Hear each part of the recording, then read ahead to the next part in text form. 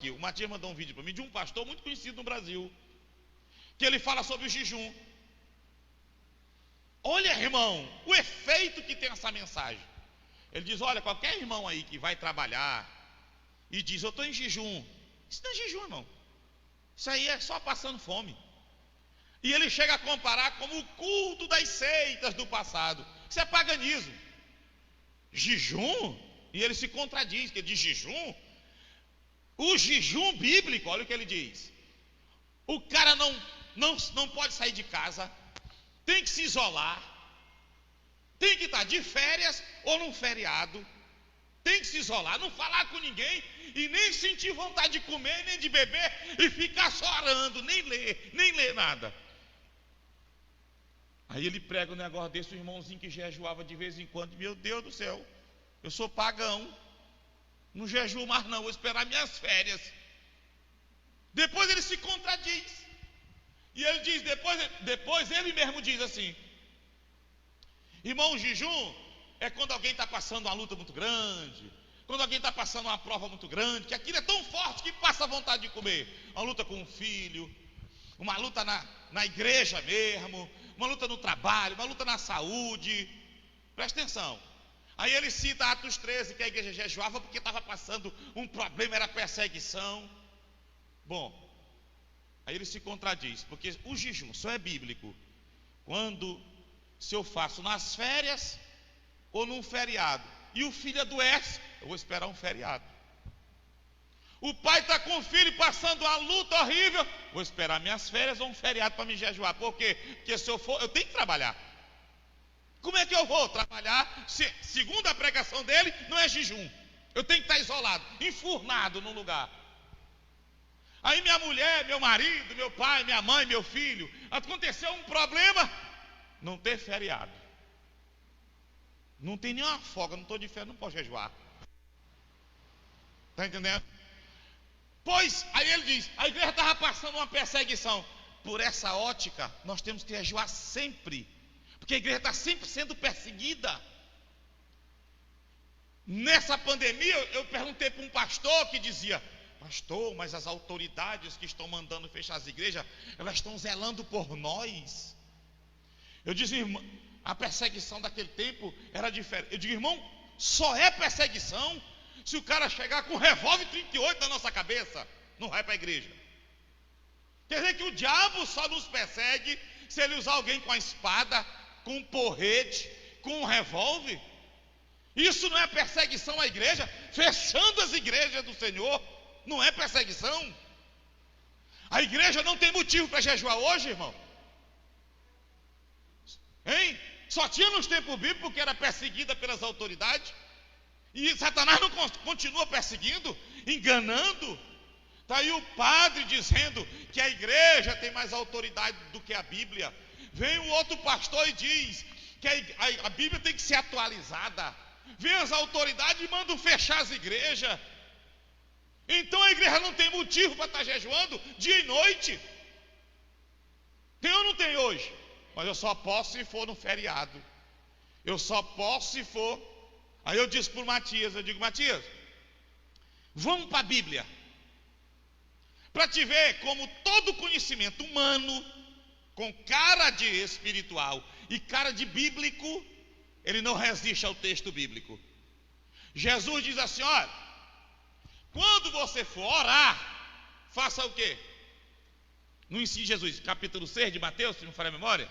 Quando você for orar, faça o quê? Entra no teu quarto. Eu acho que o pastor leu errado, esse pastor, desse vídeo. Eu acho que ele estava falando, era de oração, e misturou, falou de jejum, que tinha que se isolar. Porque Jesus fala que tem que se isolar, é quando vai orar. E essa oração de busca, ali tem um sentido. Porque Paulo mesmo fala para a gente orar, levantar as mãos santas, orando pelas autoridades. O que é isso? Onde a gente for orar, buscar. A gente vê oração na Bíblia, o camarada na guerra, está lá, como é o nome daquele? Josué, no meio da guerra ele ora e fala. Você vê Jesus orando em vários lugares. Mas aí quando fala de busca, fecha a porta do teu quarto e vai buscar lá em secreto o Senhor, não é assim? Para orar. Mas quando ele vai falar de jejum, ele vai dizer o quê? quando for de jejuar, não façam como os hipócritas, que desfiguram o rosto, para se mostrar aos homens que está jejuando. Vocês que são meus discípulos, quando forem orar, quando forem jejuar, gasta um gelzinho na cabeça, se arruma, fica normal, para que os homens não percebam. Então, peraí. Então, Jesus não está dizendo que o jejum é isolado, tá? Porque ele está dizendo que a tua aparência... Ora, se eu só jejum isolado, eu posso assanhar o cabelo, ficar com a roupa que eu quiser, não precisa de nada, eu estou sozinho no quarto, isolado. O texto nega ou não nega essa doutrina? Porque alguém pegou o exemplo de Daniel, por exemplo. O jejum lá de Daniel, que tem no capítulo 9 e no capítulo 10, você percebe que Daniel no capítulo 9 e no 10, ali dá para perceber que Daniel se isolou. Tirou 21 dias isolado. Manjar desejável eu não comi, não me arrumei, como que diz, não penteei cabelo, não passei nada, ficou mesmo. Mas até isso, a gente percebe que quando chega nos 21 dias, que ele ainda está dentro do propósito, ele diz, os homens, quando ele tem a visão do anjo que aparece para ele, da batalha no céu, no capítulo 10, lembra? Que o anjo Gabriel veio, o anjo veio, mas aí teve uma interceptação. Ele diz, só eu vi, os homens que estavam comigo não viram nada. Então alguém pega aquele exemplo, de exemplos bíblicos, de alguém que jejuou isolado, e aplica para todo, não é assim não. Isso, eu vou voltar ao assunto que eu comecei. E são ensinamentos, irmão, que tiram a igreja do exercício espiritual. Por quê? Porque alguém diz, eu não vou jejuar hoje. Por quê? Porque o pastor falou que para me jejuar, eu tenho que estar de férias ou feriado e me isolar e ninguém falar com ninguém. Porque senão eu sou pagão. Quem fazia isso eram os pagãos, os da seita daquele tempo. Eu vou só passar fome, o pastor disse. Só que Deus não disse isso, irmão. Deus disse, tu faça assim quando tu for orar. Aí sim, como ele diz lá, não leva celular, te isola, fica só tu e o Senhor. Se puder, se não, ore. Não, pastor, não tem onde ficar assim. E aí, ore. Uma vez um irmão disse assim, eu pregando uma vez no interior, eu era líder de jovens, dizia, irmão, você mora no interior? Interior, geralmente, quem mora no interior tem muito quintal, né? Que é a coisa rara da cidade, né? Ter quintal. Eu, por exemplo, sou um, né? Lá em casa é raro, né? Mas quem mora na cidade é privilégio de poucos, né? De ter um quintalzão. Eu digo, irmão, vai no quintal, lá no mato, tira 4 forquilhas, umas palhas, se não tiver a palha de casa, tira palha braba, tapa, faz um quadradozinho assim de 2x2, 2,5 por 2,5, 4, cobre, faz e bota a porta de frente pro mato, e um lugarzinho para te armar uma redinha para te ler a Bíblia, e um chãozinho para te orar, botar teu joelho, mas vai procurar um lugar isolado. Se não tem liberdade dentro de casa, porque tinha um irmão que dizia, irmão Jorge, era tão difícil orar lá em casa, porque eles eram 7, 8 ou 9 irmãos. Aí ele era um jovem de oração, sempre foi. Ele dizia, eu me ajoelhava para orar, a gente não podia nem chorar, a gente não podia nem me quebrantar, porque de vez em quando entrava um lá e dizia, Valdemir, o nome dele, Valdemir, tu viu minha sandália? Aí ele ficava aqui quando ele começava a orar, Valdemir, tu viu isso assim? Ele dizia, para não dar, eu digo, pô, vai tirar 4 forquilhas e faz lá no quintal, ensinava para o jovem. Orar, porque precisa disso, de uma concentração maior. Não é verdade, irmão? Orar é fácil. Orar é fácil.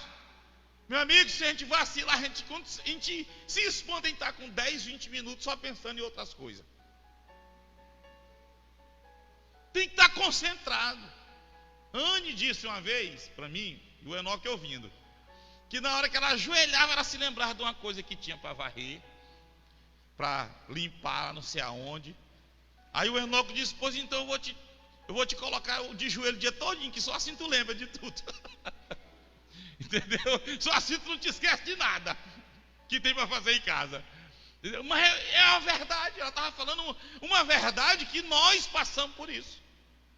Bote o joelho no chão para te ver. Se tu não te lembra logo que tu não deu um recado para alguém, que alguém falou uma coisa para ti, tu não respondeu.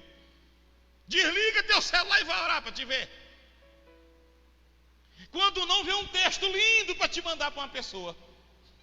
Aí tu diz, meu, mas é Deus, é de Deus, é de Deus. Vai e liga de novo. Agora, jejuar não tem essa exigência. Qual é a exigência que Jesus dá? Qual é? Não te mostra, não, fica ali. É uma abstinência. Você vai se abster de comer pelo Senhor. Agora, o que é jejum? Tem que ter propósito. E ele diz lá que o irmão vai para o serviço e fica dizendo assim: irmão, está em jejum. Aí não é mesmo não, irmão, macacada não. Você está em jejum, tem que se concentrar. Mesmo no trabalho, mesmo na faculdade, mesmo na rua, tem que se concentrar. Não é ficar com macacada, com brincadeira. Não, claro que não. Isso aí está errado mesmo. Mas dizer, pastor, hoje eu fui em jejum, tá? Eu ouvi que um pastor disse aí, porque tinha dia que eu ia para a faculdade. Irmão Ravi, muitas vezes fui em jejum, serviço. Não vou mais porque estou agora trabalhando em casa. Mas saí em jejum, sem falar. Ninguém sabia, bonitão, bem arrumado, bem vestido. Está entendendo? Não ri que o negócio é sério. Mas olha, irmão, é um engano. Volta para o que nós estamos ensinando. Olha como tem de conhecimento produzido por gente que são às vezes homens de Deus, mas não vigiam. Porque não ficam na simplicidade da palavra. Vão pegar conhecimento não sei quem, livro não sei de quem, conhecimento não sei de quem, e de gente que às vezes não tem prática de vida, não tem vida com Deus e ensina besteira. E o exercício espiritual, um dos principais. Quem já teve acesso ao livro A Celebração da Disciplina, de Richard Foster, diga eu. Ele fala lá da disciplina da vida cristã, e uma delas é a prática do jejum. E a igreja primitiva, a igreja a primeira igreja, está lá em Atos 13, que orando e jejuando, servindo eles ao Senhor e jejuando, disse o Espírito.